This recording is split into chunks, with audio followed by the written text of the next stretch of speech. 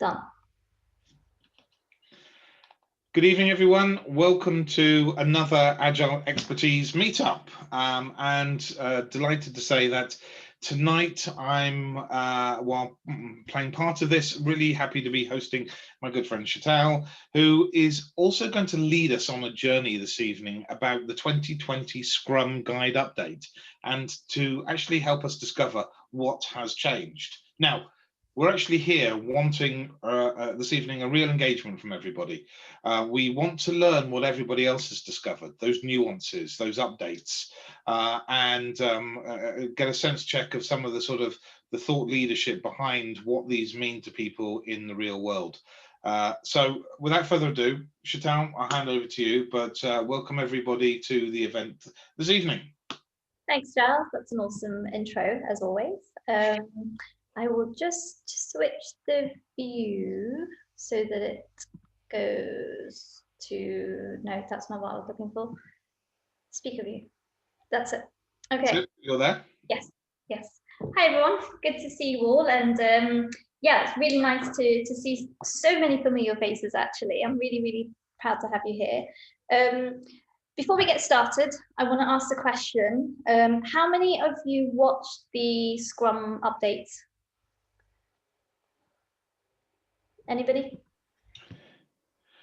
I couldn't get on. I was unable to. Every time I tried, it just kept kicking me off.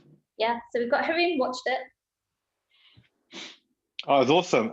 It was awesome in the sense that it was great to hear from the founders, isn't it, or the co-founders of Scrum, and also some other thought leaders talk about their perspectives on the Scrum Guide and what's changed, what's the delta, what hasn't changed. It's interesting, wonderful. Great. Yeah, it was an interesting one. So yeah, very, very good. Okay, so that's fine. So it is an interesting watch, but what I've done for you guys today is broken down the Scrum Guide so you can kind of take it away and do the key things with you. So I'm just going to share my screen with you. Bear with me. Screen share. Desktop one. And then I will launch our slides. Now, I hope it launches on the right side. No, it doesn't, does it? Sorry, guys. Apparently, there are your notes, blah, blah, blah. There we go. Can you see my screen now? Yeah, okay. So I'm going to start looking this way now because I'm on the other screen.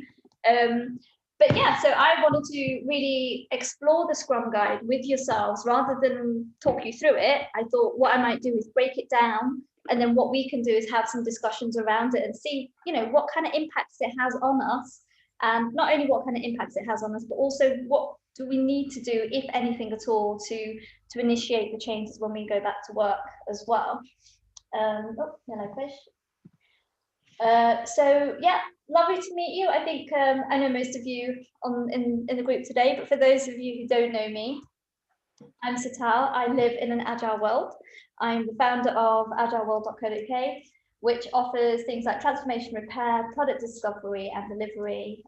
We place digital specialists and we do agile consulting. I'm a believer in making things happen. I try my best to make as much as I can happen.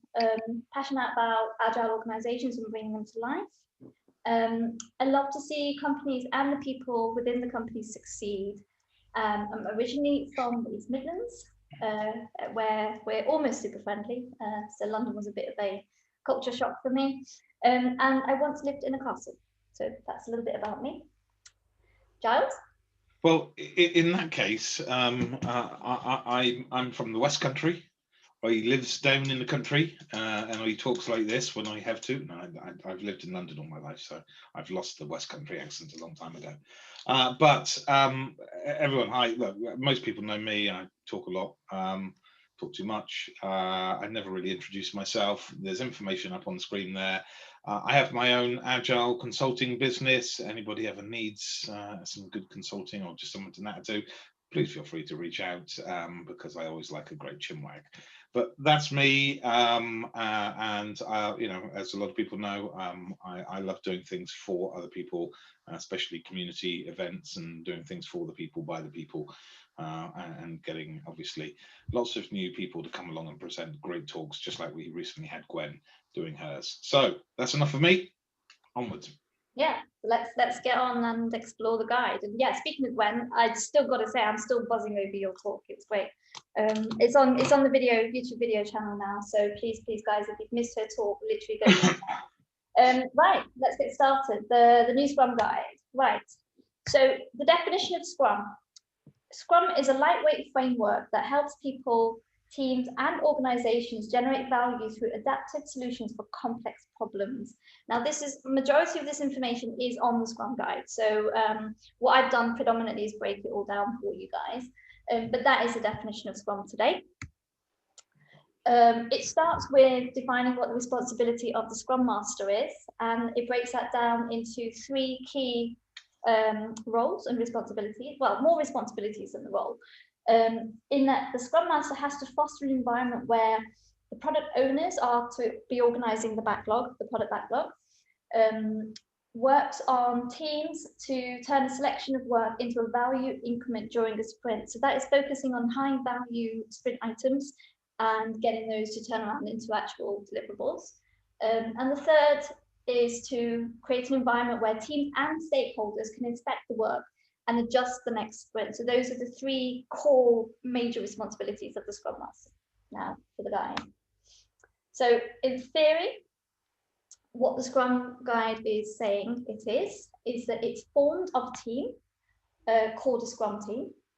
And the foundations of Scrum are built from empiricism and lean thinking. The approach to Scrum is iterative and incremental.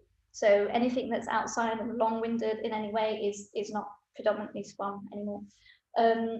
It's circled around 4 events, and I think we're all familiar with these 4 events: sprint planning, daily Scrum, sprint review, and sprint retrospective. And as a result of those 4 emergent events, so as part of those 4 events, there's an emerging set of processes that come out of that, which is transparency, inspection, and adaptation.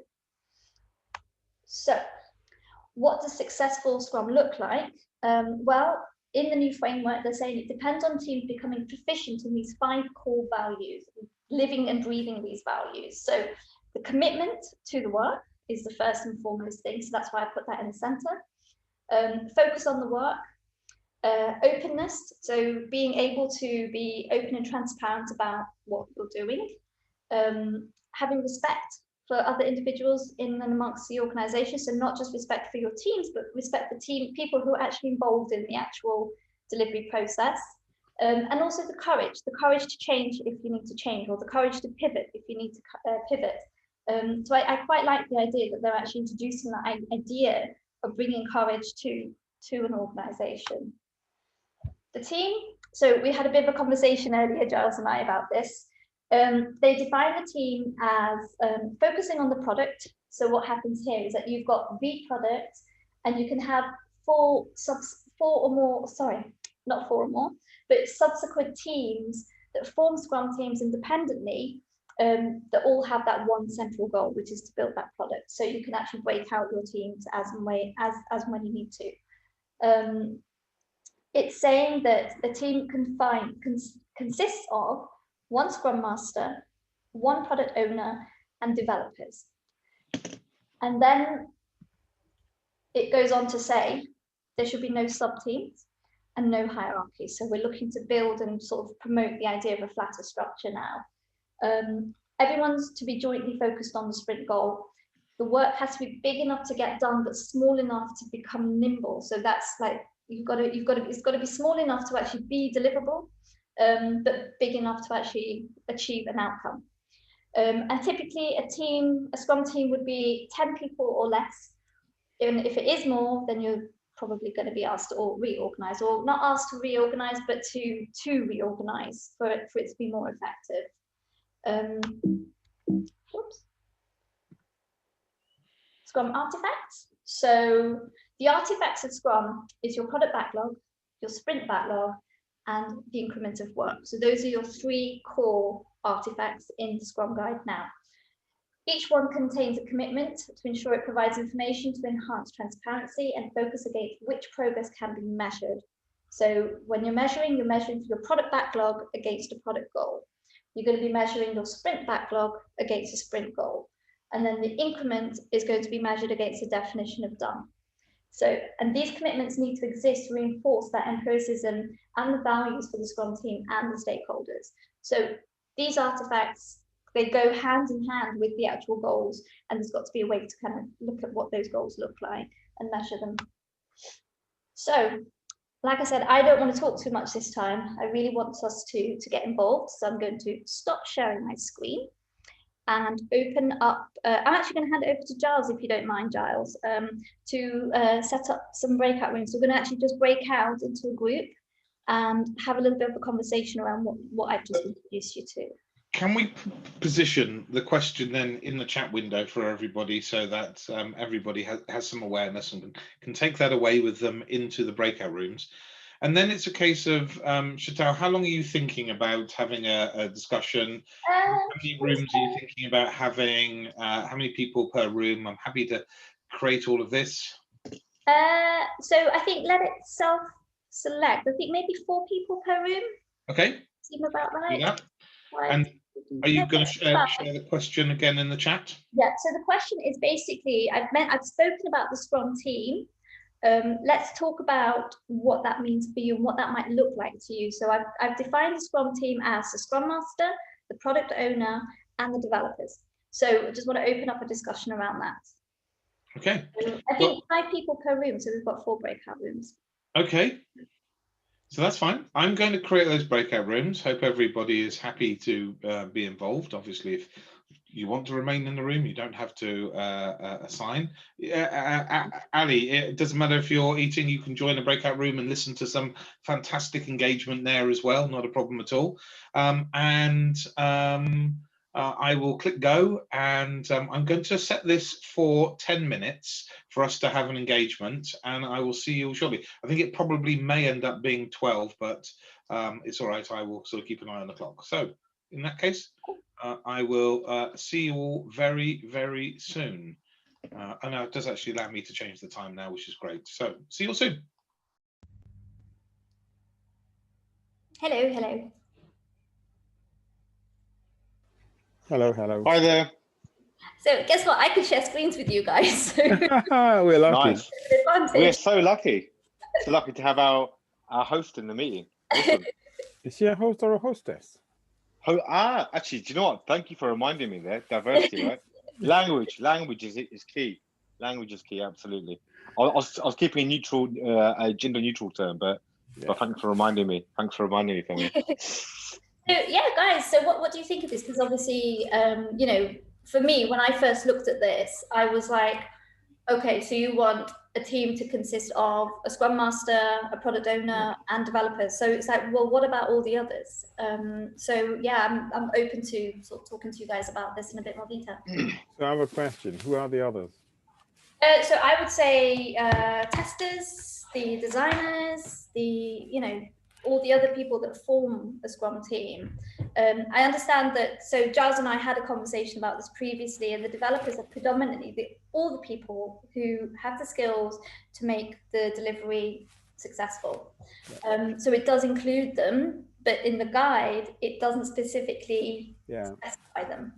So it's in the guide, it says developers are the people in the Scrum team that are committed to creating any aspect of a usable increment each sprint, any aspect.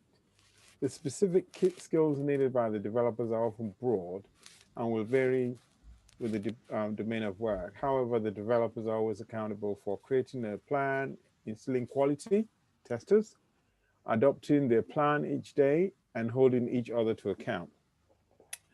Personally, I wish they would use another term instead of developers. Yeah, I agree. I wish they would just keep it agnostic, because developers can be very, very picky. They consider themselves to be the real workers, and anyone who's not writing code is not a worker.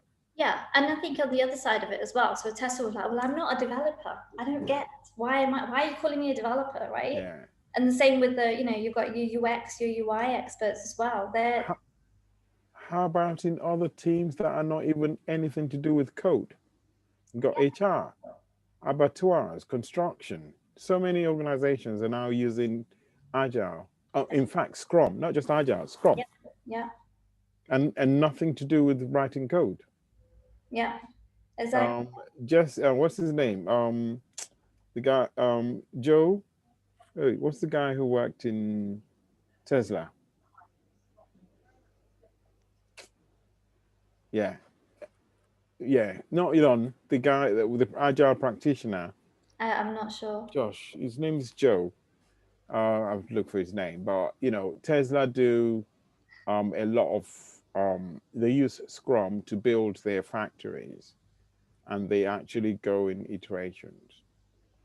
So if there was any one thing they've done wrong with the Scrum guide is by using the word developer. I just don't agree with it. Yeah, I agree with you. I think for us, we can understand it, we can dissect it, and we can really articulate it. But I think for someone who's not as well versed, maybe who's looking at the guide to follow as a framework, or someone who's looking to just get started, even, it could be taken in a literal sense, which could create potentially some chaos.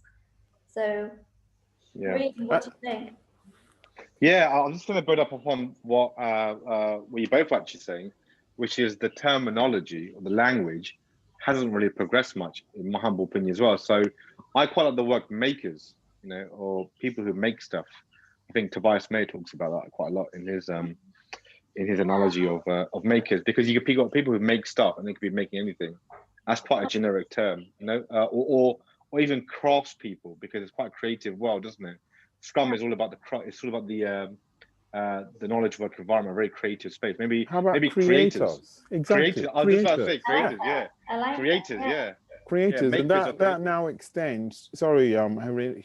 That now extends to UXs, and and it also extends to people who are in the design industry, people who are video producers, people who are. You've got your analysts as well, you've got your testers, your analysts, your designers.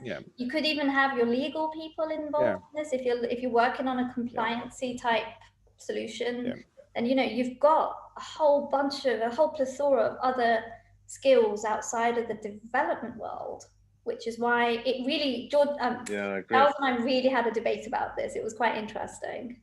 Yeah, I think originally, well, not originally, but I thought when I was chatting to a few trainers, Scrum trainers or Scrum.org trainers and Scrum Alliance trainers, they were saying there's going to be a change to the word development team. And I thought they meant a more generic team, like, even just the team, right? It's enough to have a generic term. But I do think that they've kind of almost, I think they've not gone much further around that. Also, the word commitment. I actually don't like the word commitment personally, for not because I'm not a committed person, but because there's something just really odd about it, because it means that you're fully committed in doing something, but actually you might change your plan, and I think the word commitment is mentioned again, whereas the word forecast is more of a Kanban terminology. It's far more powerful, because forecast is using data to drive your decisions, and Scrum is based upon EPC, empirical process controls also, which should be all empirical. Why are we making commitment points? There's a slight contradiction there. And again, the use of that term commitment shows that we've not moved beyond the world of the software industry. Absolutely, totally. I mean, because commitment sounds like very requirements, and you got what you got now, commitment. Maybe I misinterpreted it, but I think a better word is almost like negotiate. Even negotiation is a better word than commitment, because it means you've got to negotiate something. No, I was just going to say that usually, when we do commit to a sprint cycle, we do say, okay, this is what we're going to actually take in our next iteration of work. So maybe that's what they mean by commitment. It probably is the actual sprint cycle rather than the actual its entirety, I guess. Yeah, which is fine. And I also think that commitment hasn't actually been specific to one instance as it was in the previous Scrum guide. So they got commitment sprint goal, commitment definition of done, and commitment product goal. Using a different word, which would be, I can't think of one now, but there's no need to separate the sprint goal from the product goal and the definition of done. That same value would apply not just to those three. What they've now done is by listing three, it means you've precluded a whole list of other things. You and I can have a commitment to one another that I watch your back, you watch my back. That is a commitment. Yeah. Team commitment, very important. Commitment to the organizational values, commitment to stakeholders, that I will respect the values of stakeholders. I will hold, the organizational values in high esteem, so. Yeah, it's interesting because it could mean it could mean anything, but also it could be interpreted in many different ways as well. Yeah, I was just about to say, I totally agree with what Femi just said and what you just said there, Sheetal, about the word commitment being more about committing, even commitment to fail. That's quite a nice thing to do, right? Commitment to fail and learn and fail fast. Or I think the word commitment as a Scrum value is okay. There's no qualms about what that means, but I just feel that we've moved on so much into DevOps and DevSecOps and releasing, every second, I think, in Amazon, for example, right? That we need to, the language still seems quite outdated for me personally. But I think to your question, which is, what does it mean to me? I don't think much, to be honest with you, because we've been doing this stuff for years anyway. And product goals is something that Roman Pichler came out about, right, in his book about agile product management anyway. So there's nothing new about it. There's nothing nuanced or novel about it. And there's nothing that I took from that Scrum guide which has added any value to what I do right now anyway, in my teams, right? So I don't feel, I feel like there's like literally little value add from what's happened. And people who do agile or are being agile, they just get it. You just try, iterate, and create your own thing. So I think it's helpful, but I don't find it that value added. Yeah, I think for me, it's like from that, I kind of try to see things from the perspective of those who don't know Scrum that well and what impact that's likely to have on them. In my opinion, we've lost a great opportunity. 2020 would have been a right time for us to address all the controversy in the outside world, but we've taken a step back, cut down from 17 to 13 pages, but created more questions than answers. Yeah, exactly. Even while I was going through it, I was just going, what about this? What about that? And this is why I was, compelled to actually start this session, to have these discussions, because it's such an interesting thing. And Krish is just saying, you guys are right. If I understand correctly, there is a difference between Scrum values and team values, and you're right, there is massively. And I don't know if that's clearly stipulated in the guide. What do you think? Not that I can see. So that's what I mean. It's kind of becoming, I know they wanted to condense it, and that's fine. It's nice because it's sweet and simple. You know me, I love everything simple. But less is more. Less is more, as they say. Yeah. But again, there's all these questions. It's opening up a whole bunch of different questions. Oh, we're running out of time. Yeah, there's just one very quick dimension that I want to add. I don't know whether people saw the politics that panned out with this publicity. The Scrum Alliance was completely excluded. Oh, really? Oh, yeah. Oh, really? Included. Oh, wow. I didn't even know that. Scrum Inc. and Scrum.org. Ah, yeah, of course it was. You guys heard about the lawsuits, did you? Yeah, that was horrendous, wasn't it? Scrum Alliance took Sutherland to court, and I think it's 20 million that they've been held in damages. So he's now falling out with Scrum Alliance. He's gone back to his old buddy, Ken Schwaber, whom he fell out with before, and they've just got together and written this document. That's Nice. Funny to Very interesting. everyone else. Right, let's get back to the breakout room. Okay. Let's leave the breakout room. Thanks, everyone. See you on the other side. See you in the Hey, everyone. Yeah. We're complaining there's some things down. Yeah, there you go. Everyone's here. We all get to sit sideways to see Ara again. Can I just ask a quick question while we're waiting for the others?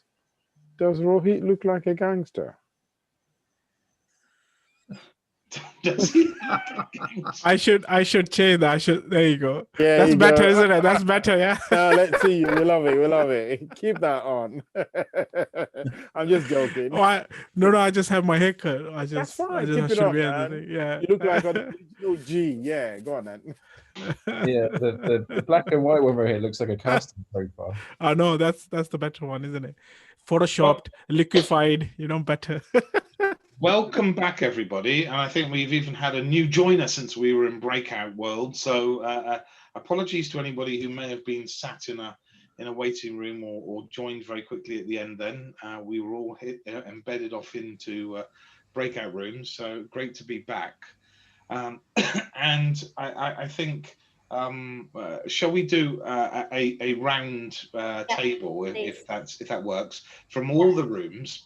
And it would be good to get somebody who wants to obviously be the point person. So I'm going to go to room number 1. Who was in breakout room 1 and who would like to come back and share an update and some learnings and some discussions around these new classifications of roles from room 1? And isn't that a safe space for everybody, putting everybody on the spot and needing someone to come along and answer?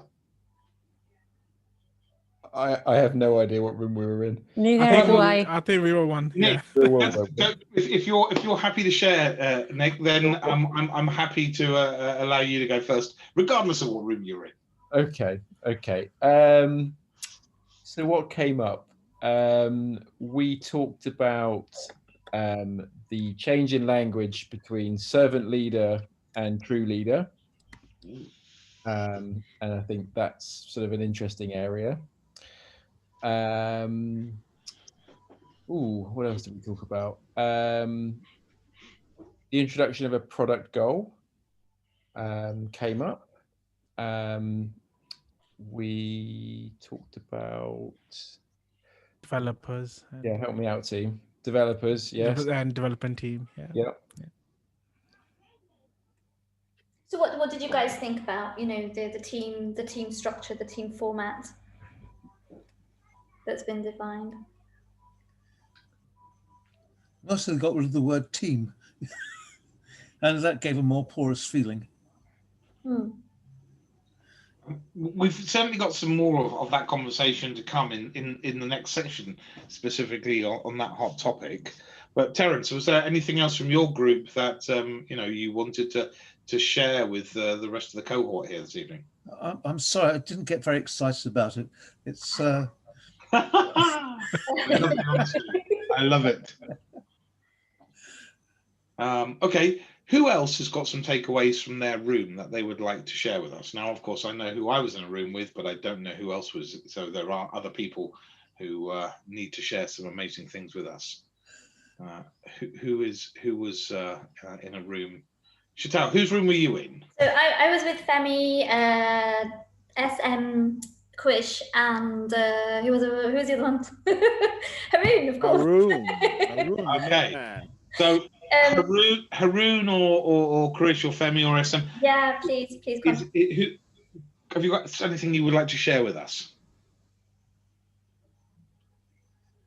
Silence. So I'll nominate Femi. I think the main talking point that we had in our breakout room was the absolute dislike for that word developer. Apart from it being unclear and divisive, it doesn't embrace other people who work in non-software teams. Not everyone's a developer. I think the general consensus was that a more suitable word could have been creators or creatives, which would not alienate other people.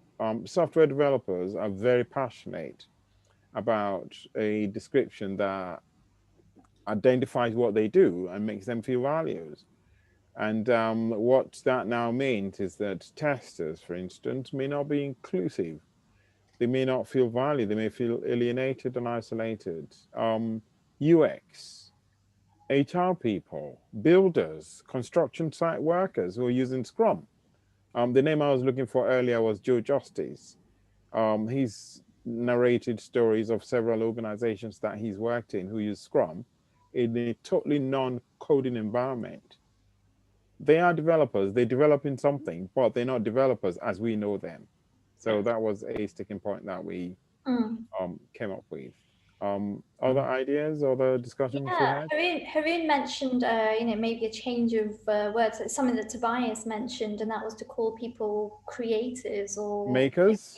Yeah, makers. Yeah, I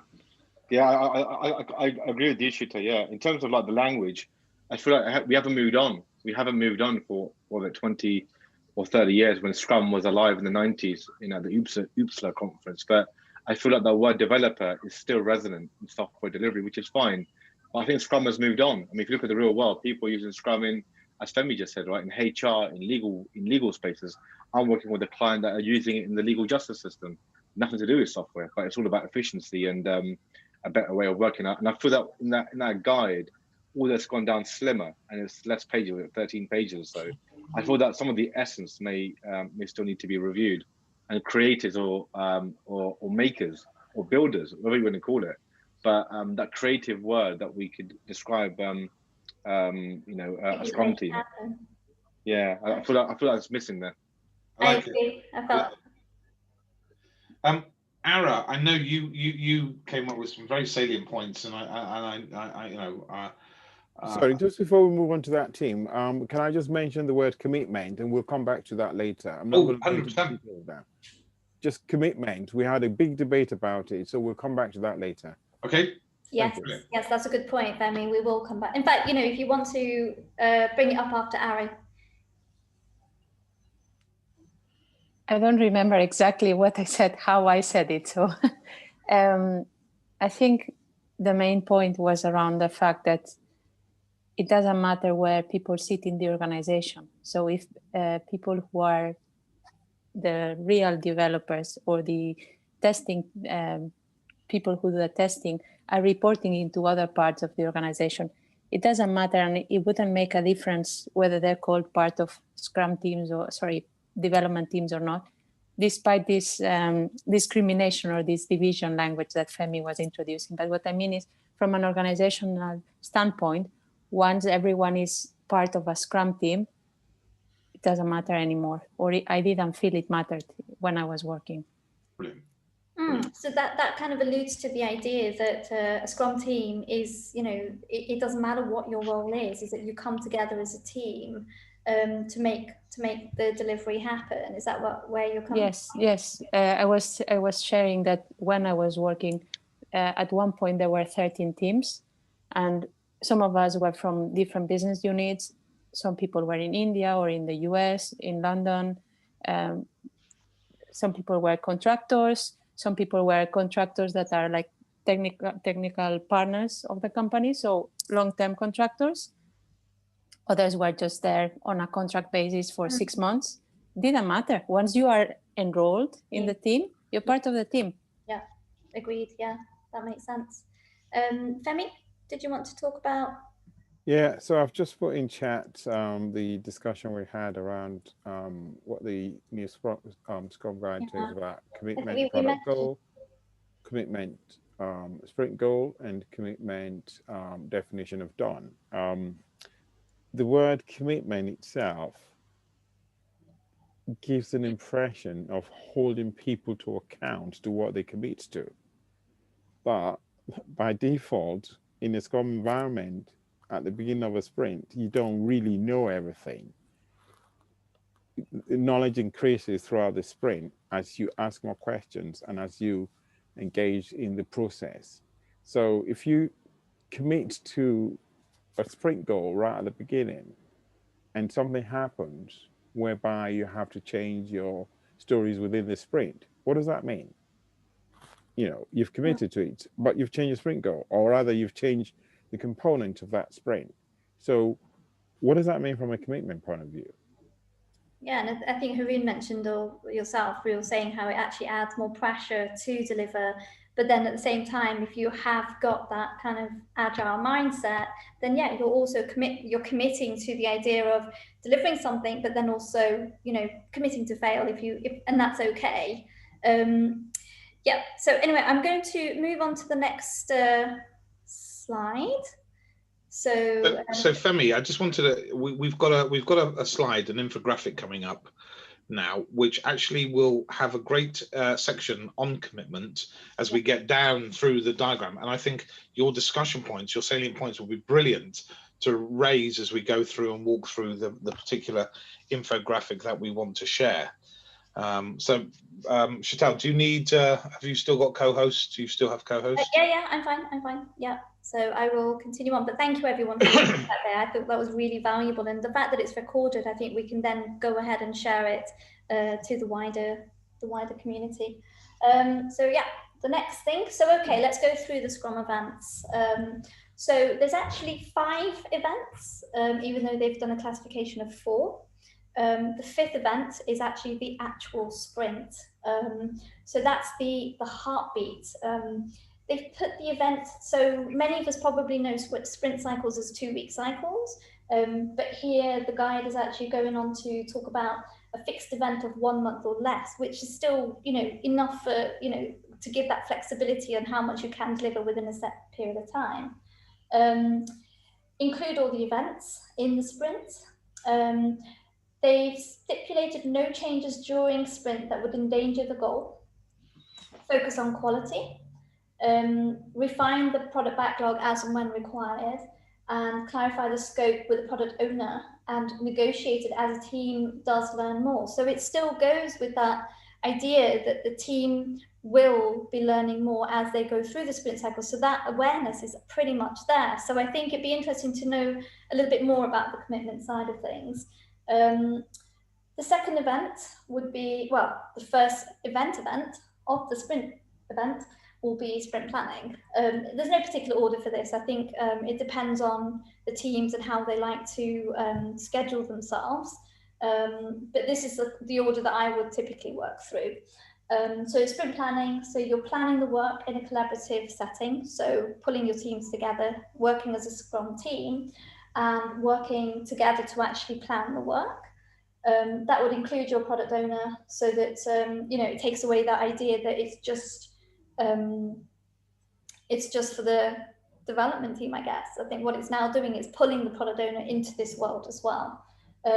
I guess I'm stressing on this part because I've seen it in many companies where the product owners just sat in another area completely, even in another continent sometimes, where they're not really interacting. So I like the idea that this is really honing them in and bringing them as part of the Scrum team. Can invite others to plan, which again, I think is really valuable. And actually it's good to be open about the idea that you can pull people in and get more feedback and insights from that when you're planning. And then they created a focus of 3 my teeth back in, sorry. 3 topics. Why is the sprint valuable? So that's actually encouraging the teams to focus on value time and again. What can be done in the next sprint? So actually being realistic about what kind of work can be done. I think many of us do this already. So it's almost like, yeah, well, tell us something we don't do sort of thing. But I guess it's about valuable for those that don't do it right now. And how will the chosen work get done? And I like the how, because I feel that that often gets missed and people just pick up the work and just get on with it. So actually this encourages the format of 3 amigos maybe, and saying, okay guys, we're going to decide how this gets done before we actually start the work, which gets everyone onto the same page. And that's a favorite feature of Scrum. So daily Scrum. So they've removed the what did I do today, what did I do yesterday, and am I blocked? And they've opened it up to a conversational structure. They've assigned 15-minute event for developers. So again, I'm asking a little bit of a question here where, does that mean no Scrum Master, no product owner? Or is it something else? And that does get answered later on, and I guess I'm happy to share that. But what it means is that it's for people, the daily Scrum is for those creators, the developers. Let's create the new word now. But what it's saying is that if the Scrum Master is contributing to making this work happen, then they're invited to the daily Scrum. If the product owner is contributed to making something happen, they're invited to the daily Scrum. Otherwise, it's the people who make it happen who are front and center of that daily Scrum schedule now. It's a daily event, which we have already been used to doing, I suspect. I like the fact that it's dropped the whole 3-question answer thing and actually opened up the structure. However, there's a risk there, I see, as when you have an open structure, conversations can go round and round in circles. So I still feel there needs to be some kind of structure, but not necessarily time boxing it, but actually having a way to discuss the work, which is quick and efficient. So I think, because I've been in situations where we've had daily stand-ups and they just go round and round in circles, and it goes on for an hour, which is one of the key issues new people adopting Scrum have faced before they actually then end up in a place where they can be really good. The focus is on the sprint goal. They produce an actionable plan in the daily Scrum. Developers can meet at other times to continue discussions if required. I think many of us already do this, where we say, when there's a further conversation to be had, we already say we'll take this offline and discuss it elsewhere. Scrum Masters, and here we go. So this is the bit where I was saying that 15 minutes event for developers, but Scrum Masters and product owners can only participate as developers if they are actively working on sprint items. So that's an interesting one, because I'm now looking at a human perspective where someone goes, oh, well, I don't have to go there because I'm a Scrum Master, but actually they might be playing an active role, but then, not sort of wanting to be part of it. So I feel there's a bit of a risk there, but I'll wait to hear your thoughts on that. The sprint review. So inspect the outcome of the sprint that has just ended. So I love this because it is really going into the fact that you're not just demoing a product to your stakeholders, but you're also reviewing what you did previously in terms of what work gets done, what work doesn't get done. You're presenting to the stakeholders to highlight progress to the product goal. So I think that's a valuable piece of the sprint review anyway. Review your accomplishments and changes, collaborate on next steps, adjust product backlog to meet new opportunities, avoid limiting review to a presentation, and second to last event time boxed 4 hours or for a 1 month sprint. So we can bring that down to 1 hour sessions for a 2-week sprint. That's pretty much what I've always done. But again, I like the fact that it's becoming a little bit more flexible. Finally, we've got the sprint retrospective. So this one's an interesting one because I would have expected to see time to reflect here. I didn't really see that.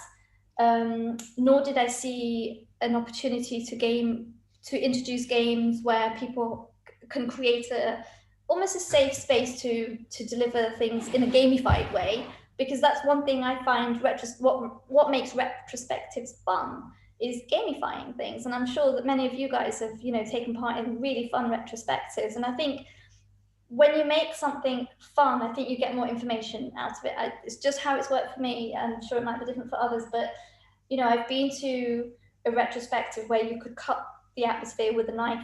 It's just not pleasant. So I think there's something about retros that needs to be a safe environment, creates a sort of relaxed environment where people can openly talk about the previous sprint. But then what they're saying here is plan ways to increase quality and effectiveness, which is also good. Inspect previous sprints, individuals, interactions, processes, tools, and definition of done.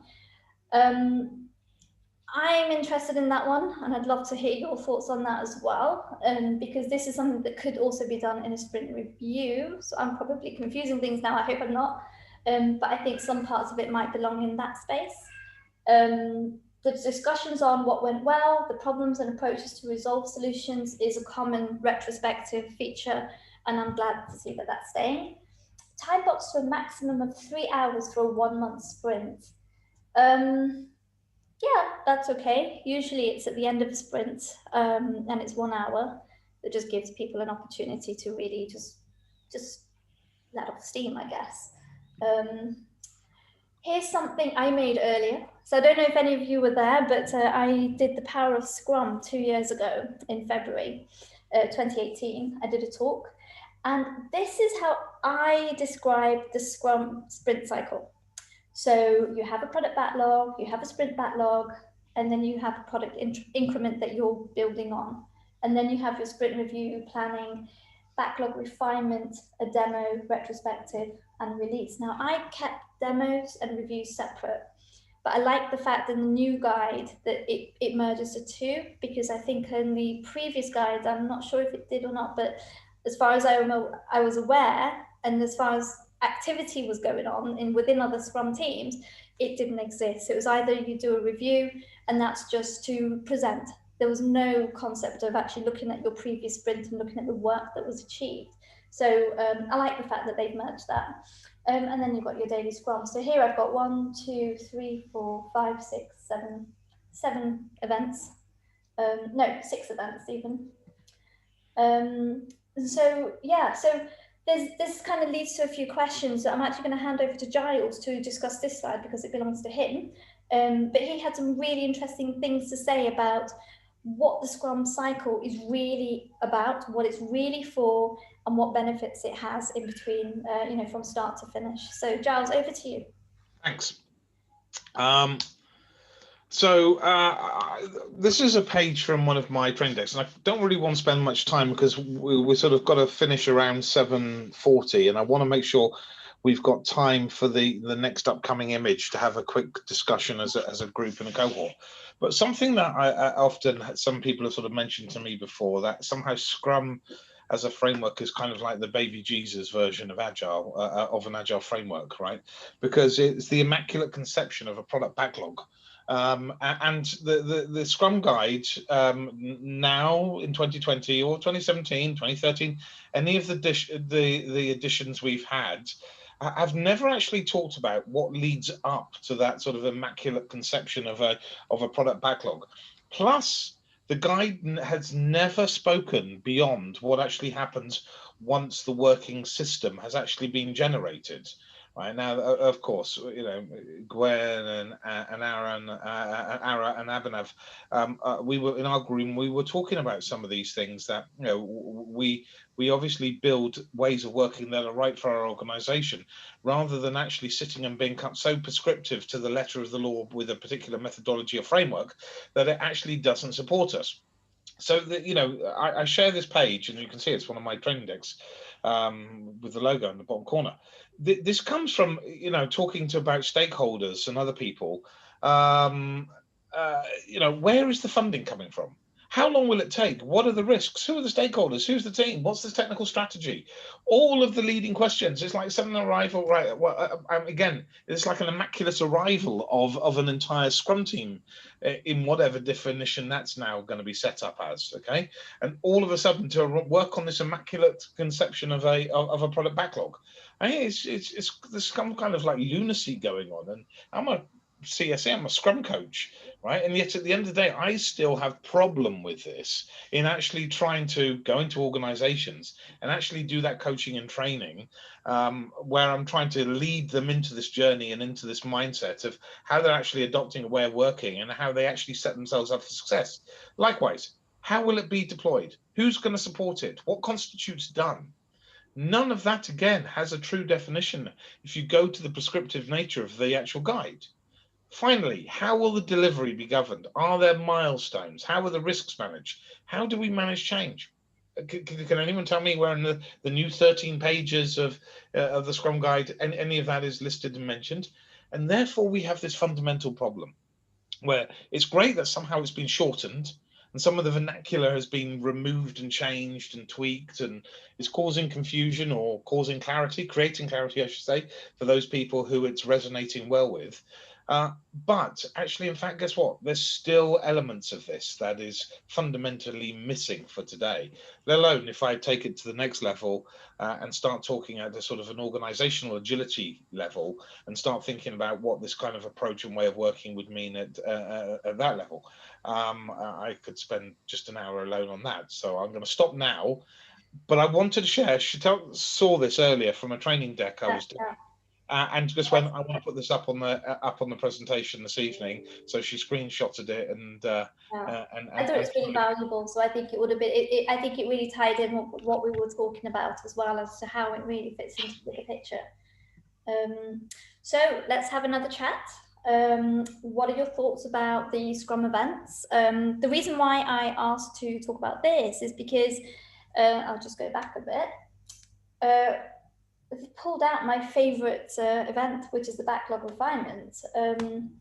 So for me, I've always felt that the backlog refinement is a prime time to identify key issues, technical issues, non-technical issues, conflicts of interest, even where, you know, people within the team, as a team, they come together and go, oh, I'm not sure you can do it this way, or they come together with a strategy. So it alleviates the pressure of, let's say, for example, a business analyst who's got all this hard work to do, and actually combines everyone's expertise to really make a good product and also really build good user stories as well. So that's, I'm going to open up that conversation. So again, I'm going to stop sharing. And Giles, if we can do 5 minutes this time. Okay, not a problem. Just because I'm conscious of time and there's so much I want to share with you guys still. So yeah, we've got about 15 minutes left. So I will. Oh, my ears are burning. Yeah, no, that's not a problem. I'm going to open up all the rooms and I'm going to set the time limit to 5 minutes. And I am going to just click go. Bear with me 1 second. I've just got to change this. I'm going to go move to. What is the question exactly? So the Scrum events. So there's now 4 Scrum events. So you've got retrospective, sprint planning, sprint review, and what was the other one? Sprint planning. So it's pulled out the backlog refinement session. So be keen to kind of get your thoughts. Okay. On that. See you in a sec. Okay, thank you. Daily Scrum, sorry. Hello. Hello. People. Hey. How is everyone? So far, so good. Good. Good. So, Thank you. yeah, let's open up this conversation. What do you guys think? You know, of the simplicity of things. Hi, Giles. Hello. I was just going to very quickly say we've got about 15 minutes left. I send you a couple of messages just on the chat. Okay. So we may just need to wrap up after this section because this is an awesome section that we're discussing. Okay. Go for it. Avsali, Gweno.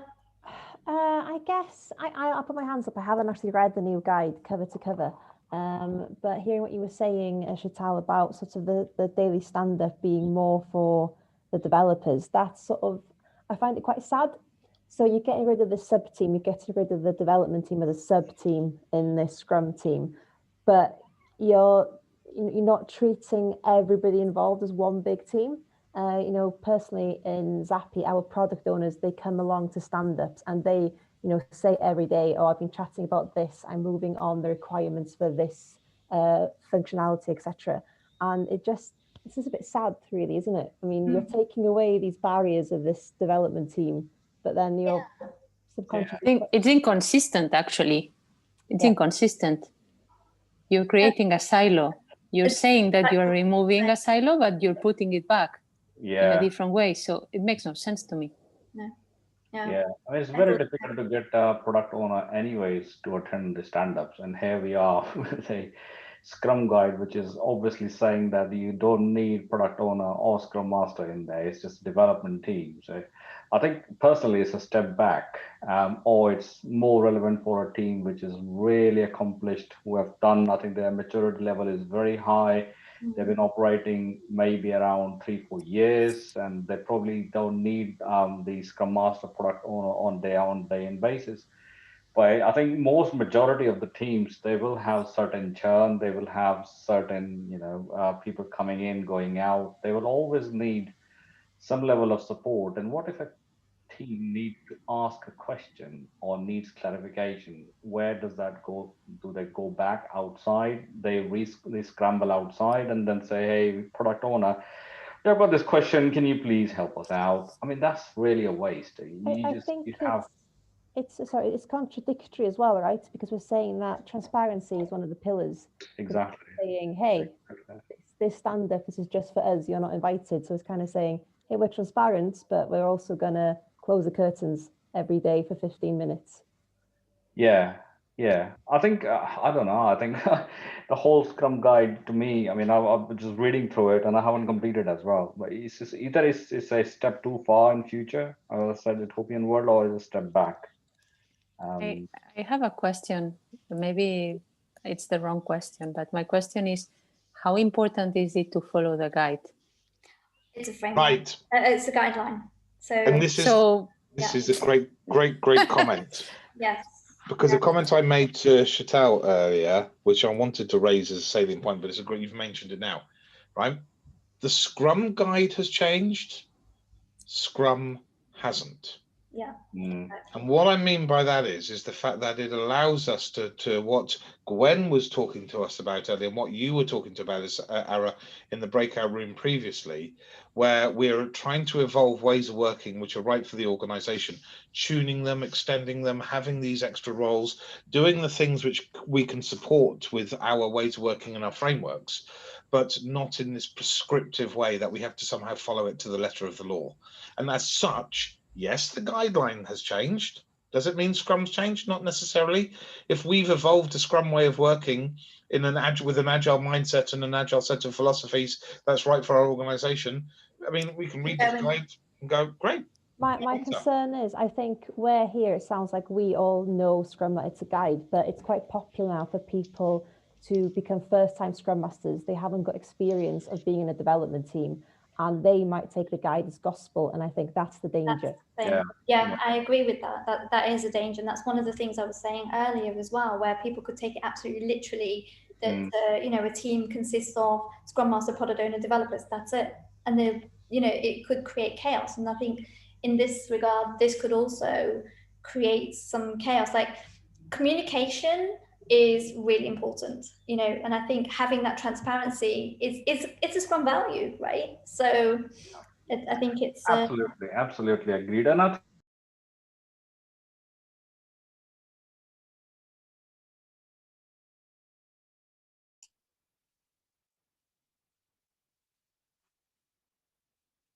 you're on mute. Charlie, you're on mute. Sorry, I didn't realize. I was just about to say, look, we got brutally kicked out. It's all thrown us up on mute all of a sudden. I was just about to say, hey, Guy, good to see you. Yeah, so obviously the breakout room then didn't give us our minute notice, and apologies for that, everybody. I'll have a word with Zoom afterwards. Sheetal, shall we hand back over to you how we then look at the outcomes that come from the sessions and the little chats we just had? Yeah, sorry, I was on mute and I lost my mouse at the same time, sorry. So I have to restart everything. Now I can hear an echo. It's weird. Bear with me. Okay, so I'm going to carry on. I think because I'm a bit time conscious now, we did have some interesting conversations just now, and I think it was really important that, one of the events, like AKA the Daily Scrum, we were just talking about how that could potentially, create silos, and that's one of the things we don't want in a Scrum team. Yeah, maybe we could have time for someone to make a comment. What do you think, Giles? Well, I like Gwen's point that she raised in the chat, and I wanted to talk, Gwen, you started sort of alluding to this actually as we got into our discussion. but the fact that somehow this concept that Scrum Master or an Agile lead is now no longer needed or wanted or required at a stand-up. And I just wanted to get your thoughts, especially because we talked about this at the start of our first breakout, how you've evolved that sort of the terminology of that sort of Scrum Master or Agile coach within your organization. And I thought it would just be great to share with everybody. Yeah, sure. So we decided to rebrand ourselves from Scrum Masters to Agile Team Leads because we felt that we were no longer purely doing Scrum. We were using Scrum as a base, but we were also taking some fundamentals of Kanban in there, some XP, etc. And for me, hearing that, you know, Scrum Masters are no longer needed in stand-ups, it's quite worrying, because how else are you going to be aware of blockers that the team are coming up against? How can you proactively you know, tackle those blockers if you're depending on the team to come to you all the time? You're removing an avenue of communication, you're getting rid of transparency, and it's a bit concerning how, you know, you're getting rid of the term development team, but that you're also building a wall around them that is almost impenetrable by the Scrum Master and the product owner. Yeah, I agree. I was just replying to Ming's question. Oh yeah, I was doing the same. Great minds. Right, okay, so I'm going to continue sharing my screen because where am I going again? Okay, start again. I've just shared the wrong screen, sorry guys. Always me. Desktop 2. Okay, so the next thing we want to talk about is your YouTube. No, not YouTube. I had a bit of a mouse problem, sorry. So what's changed? And Giles provided this very interesting diagram. I'm happy to share the slides, by the way, because I've really broken down the whole Scrum guide for you. So, you know, let me know if you want a copy of the slides and I'll be happy to share them. But Giles, I would like you to talk about this one because I think this is your, you know, this is your area. Okay, well, look, I mean, it's great, and you know, hopefully, we can still have further discussions on this as an Agile community. I don't think us trying to evolve and uncover all of the new nuances and everything, even with a reduction, as Haroon mentioned to us earlier, that it's reduced, as we know, from 16 pages down to 13. We've lost sort of 3 pages of content. Somehow it's actually become more complex as an actual read if you actually go through those 13 pages. This was produced, I found this online, and it was brilliant. Loads of people were talking about this and sharing this as well. And I just thought, I sent this to Sheetal earlier in a WhatsApp message, and I said, let's get this up on the page to share with everybody. Everybody loves a good infographic. 1 page says it all, job done. And look, as it says, it talks about the purpose of the Scrum guides. Well, in size has shrunk by 3 pages from 16 to 13, has grown in size in terms of the purpose. And that section is a larger section than it ever used to be previously. The Scrum definition, I mean, I have no idea what this guy was talking about when he said less meta than before, but it has removed uses of Scrum from that definition, which just in its own right is kind of slightly bonkers. Who I think, again, Haroon or Abhinav or somebody earlier also mentioned in the chat, apologies, about the addition of at least the lean thinking, or the idea that somehow the lean thinking has underpinned a lot of this, even back in 1995 when Scrum was actually created. And of course it has. You know, it would be myopic to think that lean thinking hasn't been part of the ideology behind that particular way of working. And yet, for it only to now be thought of and actually sort of officially mentioned 25 years later since its creation on October the 19th, 1995, is kind of slightly sort of late to the game. But with the whole idea of transparency, inspection, and adaptation, parts of the empirical process, of course, lean thinking has been there, you know, embedded throughout. Look, we've discussed some of the values in the teams, and this whole idea piece down, you know, again, the development team having been renamed to developers. Febby's point was brilliant earlier. You know, I'm a software engineer. I'm a left university with a degree in software engineering.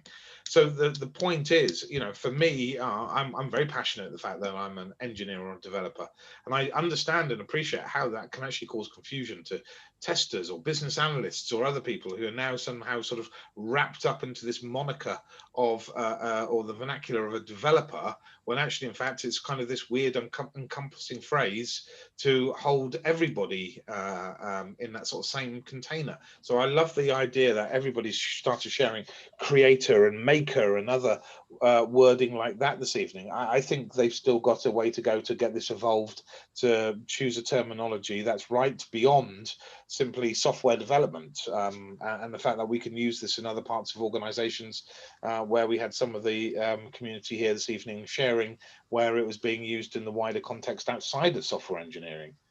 Time boxing de-emphasized in the events.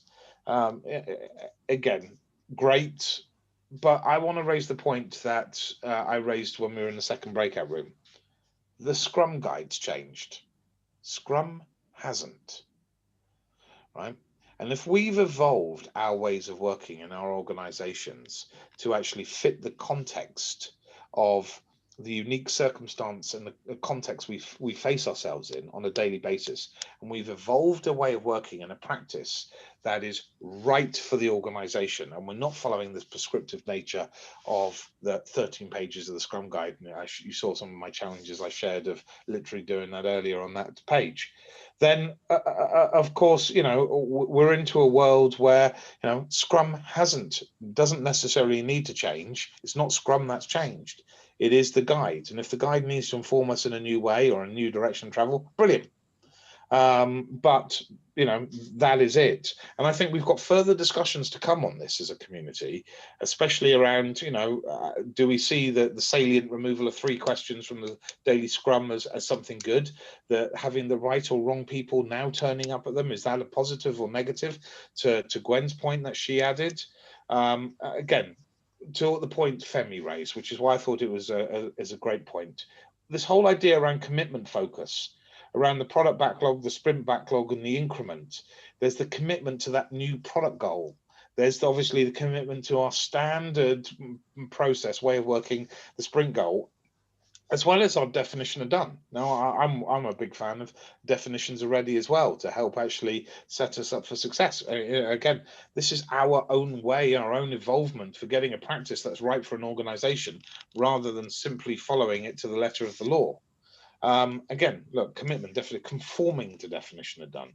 And then, of course, as it says, I love this last bit, whoever wrote this, the end note, the acknowledgements, the people and the history, unchanged, minor wordings. Brilliant. They somehow sort of threw that in as that actually mattered to us as well. I don't think I've ever read the acknowledgements. Probably I should, but never done it.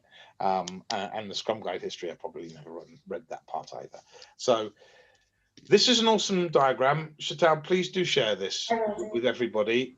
I think there's so much more we could do as a deeper dive. I think there's some wonderful videos online about this, and people who have sort of done it really great justice to me, you know, share what it means go forward, to look at some of the positives, to look at some of the neutral points, to look at some of the negatives, even though I really don't like to use the negative in conversation.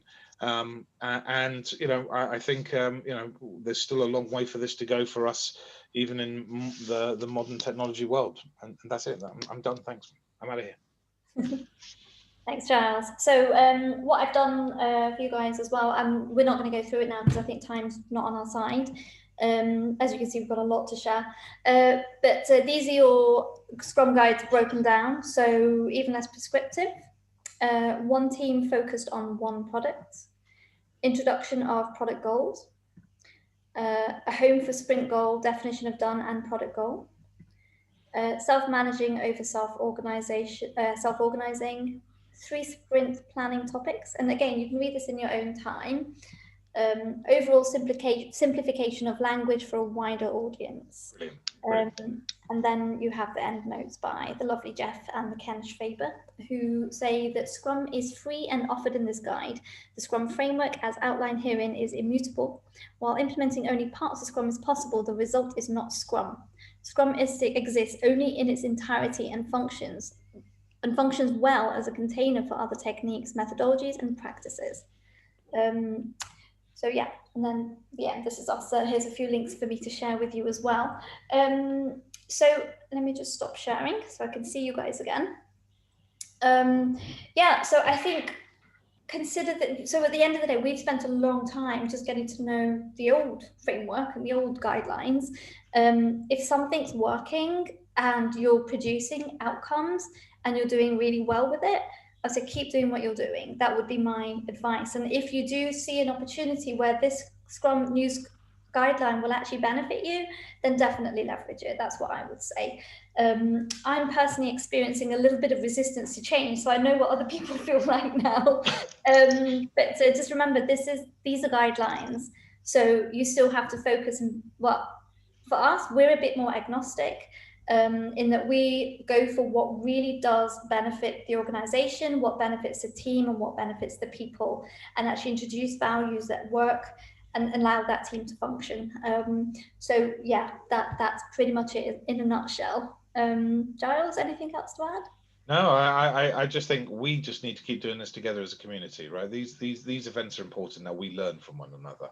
I've got takeaways from the people I was in the breakout rooms with today, yes. And the fact that I'm sort of sat there using my new 100% ticket, which I know Femi saw earlier as well. You know, this is just the point. I don't need to interrupt when someone's saying something amazing. I can just agree with my new 100% sticker.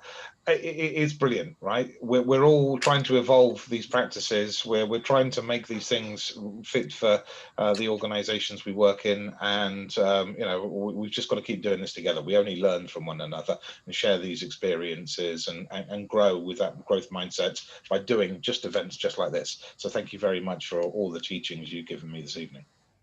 Thank you, everyone. Really appreciate it. And I will share the slides. So yeah, hopefully it'll benefit you guys as well. So till next everyone, thanks everyone for Thank coming. you. See you all very soon. Thank you, Chantal. Thank you. See you soon. Take care. Bye. Thank you. Bye now.